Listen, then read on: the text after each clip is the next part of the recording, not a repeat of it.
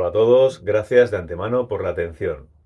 Me han pedido varias veces y con cierta insistencia que haga un vídeo sobre el desapego. El desapego es un concepto muy remasticado en el mundillo espiritual y se ha hablado mucho de ello desde muchas perspectivas distintas. En este canal ya hice un vídeo sobre el desapego porque en la taumaturgia creativa el desapego es uno de los 4 puntos en los que se propone enfocar nuestra atención para aumentar la consciencia en la práctica. Es una forma más de verlo, es mi interpretación personal, pero tal y como yo lo interpreto, desde el momento en que somos conscientes de nuestra personalidad propia, separada de los demás, comenzamos a funcionar siguiendo un círculo vicioso. Y en la taumaturgia creativa propongo prestar atención a los 4 puntos que, en mi opinión, conforman este círculo vicioso y que están interrelacionados, que son responsabilidad, no juzgar, el desapego y trabajo emocional. Todos tenemos, en mayor o menor medida, algún desequilibrio emocional inconsciente. Este desequilibrio lo vamos a poder equilibrar, si queremos, a través de nuestro personaje físico, de nuestro ego. El ego es el que nos va a señalar lo que necesitamos, normalmente porque algo nos va a molestar. De manera que eso que necesitamos indica ese desequilibrio y lo hace a través de algún tipo de apego. Soltando ese apego, equilibras también la emoción. Esa emoción es la que nos hace poner la atención en eso que necesitamos. Es un círculo vicioso entre los 4 puntos. Es un bucle en el que la persona está atrapada que se rompe cuando actúas en alguno de los 4 puntos o en los 4 a la vez. Es decir, si te haces responsable de lo que te pasa, si dejas de juzgar si es malo o bueno, si sueltas los apegos o si trabajas tus emociones desde su origen inconsciente.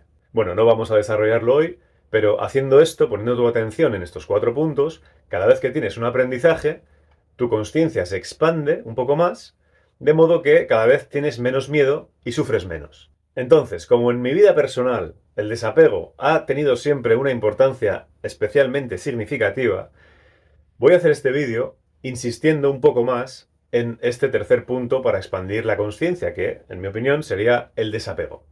En principio se trata de desapegarse de las necesidades del ego, que como digo son las que nos indican algún desequilibrio emocional. Cuando llega la muerte del cuerpo físico, lo que duele es el apego. Entonces, para ensanchar la consciencia y perder el miedo, se trata de morir para nacer en una nueva vida. Pero no me refiero a sobrevivir a la muerte física, eso no tiene mérito y lo hacemos todos miles de veces, una y otra vez, queramos o no. Me refiero a morir dentro de esta vida basada en el ego y sus necesidades para nacer en una nueva vida más consciente desde el alma, pero dentro de la misma vida. Siempre que aparece el miedo, tiene que ver con alguna señal o algún indicio de la muerte. Y lo que muere siempre es el ego. No hay nada más en nosotros que pueda morir. Entonces, cuando te desapegas de alguna necesidad del ego, el ego muere un poco, porque tu consciencia en ese punto en concreto, en ese desequilibrio, se desplaza al alma. La idea es soltar todas las necesidades del ego y no ser tan animales inconscientes, ¿no? Trascendiendo cosas como el materialismo, la ambición, la apariencia, el estatus social, el sexo sin sentido, las adicciones de todo tipo, etcétera, ¿no? Son todas esas bajas pasiones las que nos mantienen apegados a esas necesidades de lo más primario y de lo más animal. Pero ojo, no estoy diciendo que no vivamos esas experiencias, porque no tienen nada de malo. Al contrario, es lo más divertido de todo este juego de experiencias en la Tierra.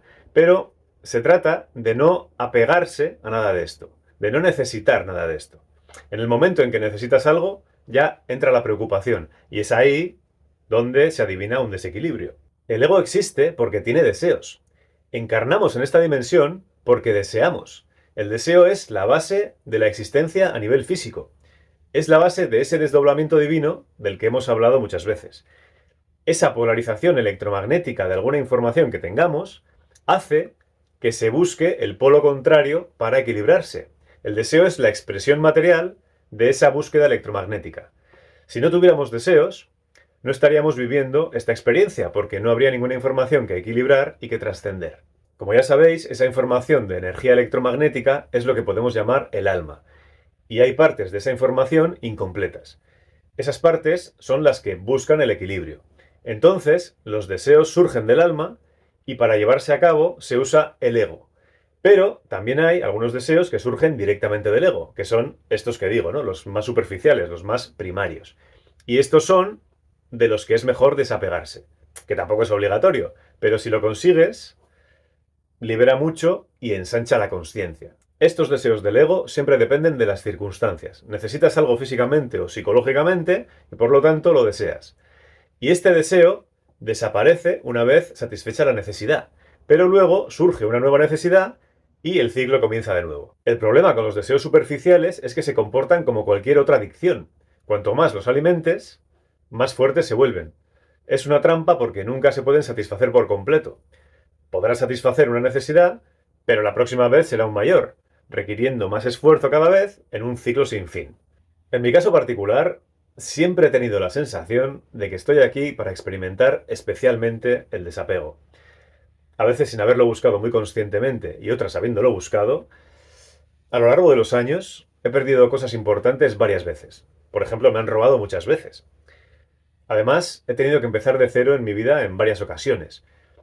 Cada ciertos años, cada vez que conseguía tener una situación que a ojos de los demás seguramente sería muy buena o incluso envidiable, la perdía y tenía que volver a empezar.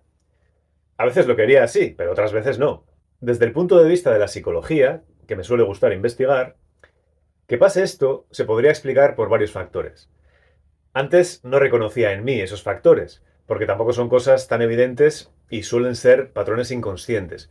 Pero, por ejemplo, la psicología contempla una serie de patrones de comportamiento autodestructivos que no tengo, pero sí que entre ellos encontré uno con el que me podía identificar. Y era el de tener comportamientos arriesgados, como tomar decisiones demasiado impulsivas. Eso suele acabar en este tipo de pérdidas repetidas. Yo no lo veía porque sí que reflexionaba antes de tomar una decisión. No es que fuera a lo loco, pero aún así me arriesgaba. Es como que la reflexión no iba a cambiar nada porque la decisión ya estaba tomada desde el principio y me daba igual. Entonces, entendía las posibles consecuencias y aún así tiraba para adelante. Luego también, siguiendo con la explicación a nivel psicológico de por qué me pasó tantas veces eso de perder las cosas, la psicología también contempla ciertos pensamientos negativos que en este caso de perder cosas también juegan un papel crucial, como es la mentalidad de escasez. La creencia inconsciente de que nunca va a haber suficiente, debido seguramente a crecer de niño en un entorno humilde que puede condicionar mucho las perspectivas, ¿no? Y la estabilidad a largo plazo. Un entorno con poca estabilidad o poco apoyo dificulta muchas veces la capacidad de una persona para mantener sus pertenencias y su estabilidad. Quiero decir que esto de perder las cosas recurrentemente no es casualidad. Por supuesto eran mis propias decisiones las que me llevaban a ese desapego recurrente. Pero aunque esta parte psicológica al final sí que la llegué a reconocer, hay algo más.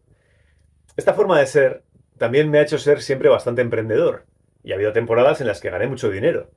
Pero cuando no acompañaba un crecimiento interior, cuando la situación se estancaba, nunca dudé ni un minuto en renunciar al dinero y cambiar a otro camino en el que sí hubiera un crecimiento de algún tipo. En un ajetreo vital como ese, los aprendizajes son enormes, pero esos cambios de rumbo siempre conllevaban un desapego doloroso.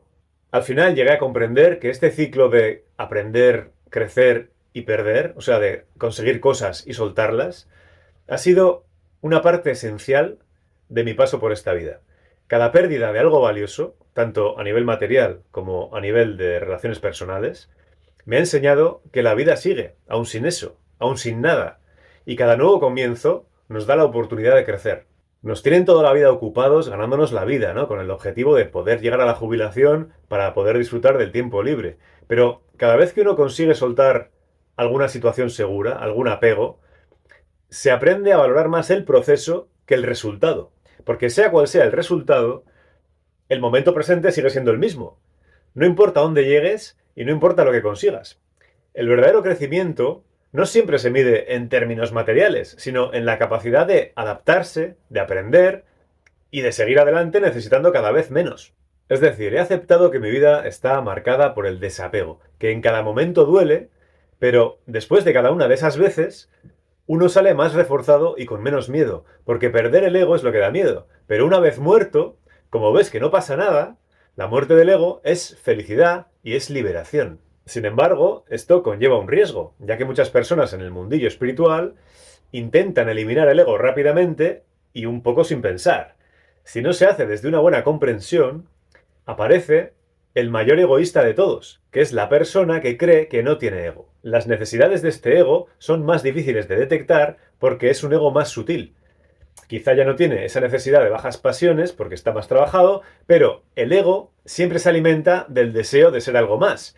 Y desapegarse de las necesidades de un ego sutil es más difícil que desapegarse de las bajas pasiones de un ego tosco. Antes de soltar los deseos del ego, hay que integrarlos. Y para integrarlos, el ego tiene que estar bien maduro y bien experimentado, para que se desprenda de manera natural. Un ego débil, inmaduro y con pocas experiencias siempre encontrará nuevas formas de sobrevivir. Seguirá adaptándose cada vez que intentes soltarlo, buscando nuevas estrategias. Es decir, el proceso de trascender el ego requiere una integración de sus deseos. Y este proceso es más fácil cuando el ego ha madurado y ha agotado sus caminos de crecimiento. Un ego inmaduro seguirá adaptándose y buscando formas de sobrevivir, mientras que un ego maduro y experimentado reconocerá más fácilmente la inutilidad de seguir persiguiendo deseos egoístas. Cuando el ego se ha vuelto muy potente y experimentado y ya no tiene mucho más recorrido, es más fácil reconocer la inutilidad de seguir por ese camino y es más fácil trascenderlo. Mientras tu cuerpo esté vivo y sano, siempre va a querer algo. Eso es inevitable. Pero hay una gran diferencia entre querer algo de vez en cuando y necesitarlo. Necesitarlo significa que si no lo tienes, te sientes mal. Eso es porque hay una emoción que no está en equilibrio. Las emociones, cuando están desequilibradas, alimentan al ego a través de los deseos. Cuando hay una emoción desequilibrada, se manifestará a través del ego constantemente hasta que se equilibre. Una vez que está equilibrada, la emoción se convierte en sabiduría y el alma la guarda para siempre. No se trata de rechazar el ego, todo lo contrario. El ego hay que cuidarlo y saber manejarlo bien para no depender de sus necesidades densas. Otra cosa son las emociones que necesita experimentar el alma a través del ego. Seguir esos deseos sí es importante, porque todavía falta integrar esas emociones y trascenderlas para añadirlas a su sabiduría acumulada. Al final todo es información electromagnética. Nosotros somos energía organizada y se organiza en función de lo que pensemos y sintamos. Y de la misma manera que tenemos que soltar el apego a nuestro ego, también hay que soltar el apego hacia los demás, porque también son egos. Cada pequeño paso hacia el desapego es un paso hacia una vida más consciente y más libre, porque al final, lo que realmente importa no es lo que llegamos a conseguir o llegamos a tener, sino cómo vivimos y sentimos en cada momento. Nos vemos.